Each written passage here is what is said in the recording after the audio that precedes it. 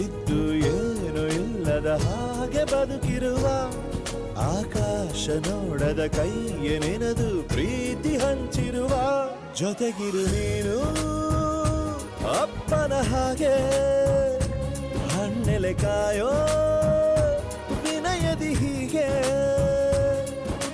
ನಿನ್ನನು ಪಡೆದ ನಾವು ಪುನೀತ ಬಾಳು ನಗು ನಗುತ್ತಾ ಬೊಂಬೆ ಹೇಳುತ್ತೈತೆ ಮತ್ತೆ ಹೇಳುತ್ತೈತೆ ನೀನೇ ರಾಜಕುಮಾರ.